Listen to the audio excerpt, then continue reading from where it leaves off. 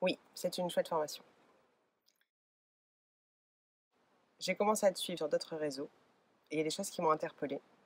J'ai raté la première session de la formation, qui a commencé un peu avant la nôtre, et je me suis dit, je pense qu'il faut quand même la faire. Et donc j'y suis allée, sans savoir où j'allais, mais j'y suis allée. Je pense que je cherchais peut-être une connexion avec moi-même ou une reconnexion avec moi-même que je pense avoir trouvé au fil de cette formation. Moi, c'est les ateliers que j'ai préférés.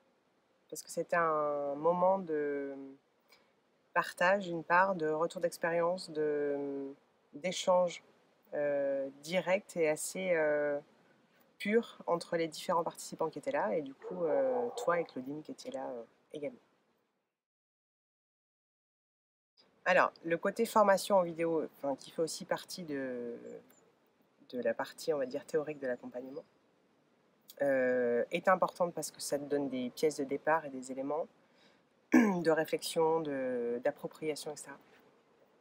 Mais ce qui était vraiment intéressant euh, dans le fait d'avoir des ateliers, c'était que justement, tu as un moment de partage avec d'autres personnes qui, tu as vu les mêmes vidéos et tu ne te les es pas appropriées de la même manière. Et donc, tu vas dire, moi, il m'est arrivé ça, ah bon, moi, il m'est plutôt arrivé ça, et tel sujet que je pensais travailler a avancé ou n'a pas avancé, eh bien moi, c'est différent, ça s'est passé d'une autre manière, etc.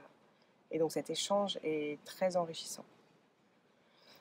Et ce qui était également vraiment chouette, c'est que malgré le fait que ce soit une formation, enfin même les ateliers se fassent en visio et donc à distance, c'était comme si on était tous ensemble quand même, présents, comme si les échanges étaient réels. Et c'était chouette. Alors, comme manifestation concrète, on va dire que le sujet sur lequel moi j'avais envie de travailler était notamment la confiance en moi. Et donc, je me suis retrouvée dans une situation professionnelle quelque peu délicate et je l'ai affrontée avec une solidité que je ne me connaissais pas, par exemple. Donc, pour moi, ça, c'est une matérialisation concrète voilà, du sujet sur lequel j'étais venue travailler.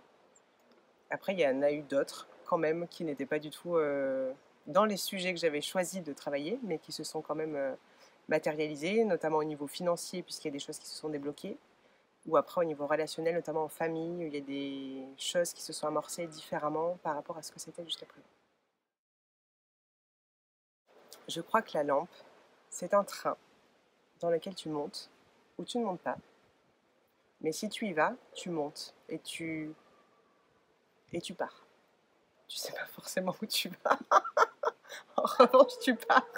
Et ça, c'est déjà pas mal. Bah, j'ai l'impression de m'être découverte, moi. Enfin, pas vraiment découverte, mais de m'être trouvée, d'être rentrée dans mes baskets, en fait, dans mes chaussures. J'ai été là, me rendant compte que j'étais pas complètement, et en fait, au fil de cet accompagnement, maintenant, je me sens à l'intérieur de moi. Et ça, c'est quand même vraiment canon. Rentrer dans ce programme, c'est un peu comme si tu avais planté des graines, en fait, tout au long de ta vie, et que là, tu trouves un engrais pour les laisser s'épanouir et commencer à fleurir. La lampe est un chemin, c'est un voyage. Un aller simple. Un aller simple vers l'épanouissement et la floraison personnelle. Mais l'idée de floraison est vraiment pas mal. Comme si ça décoinçait un truc. Et d'un coup, ça s'ouvre. Ça me fait penser à un tournesol. Tu vois, qui d'un coup, tourne avec le soleil, et enfin, t'as tous ces pétales jaunes éclatants qui sortent. Ça fait un peu ça. Et ça fait du bien.